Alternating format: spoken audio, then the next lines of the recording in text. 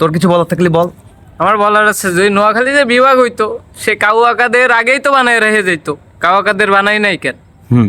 আমরা কুমিল্লাতে আছি তাই কথাগুলো বলতেছি।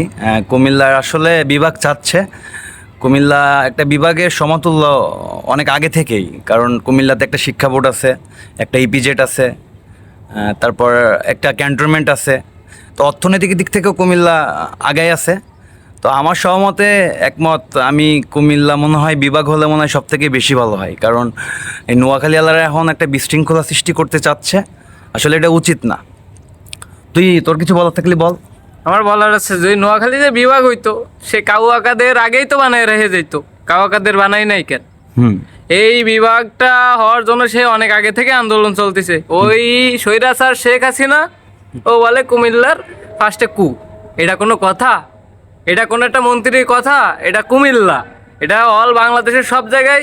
আচ্ছা সবাই চিনে। যাই হোক, বাংলাদেশে যদি নোয়াখালী যদি বিভাগ হতো, তখন ওই যে এখন ওবায়দুল কাদের ক্ষমতায় ছিল, তখনই কিন্তু নোয়াখালী বিভাগ হতো।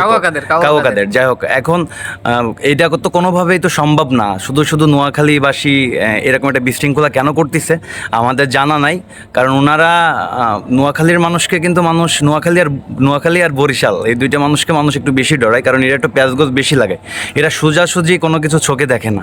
কুমিল্লা একটা বিভাগের সমতুল্য, একটা জেলা হিসেবে একটা বিভাগের সমতুল্য, কারণ এখানে শিক্ষা বোর্ড আছে, একটা শিক্ষা বোর্ড একটা বিভাগে ছাড়া থাকে না, তারপর কুমিল্লাতে আছে। আর কুমিল্লা অর্থনৈতিক দিক থেকে খুব আগায় আছে।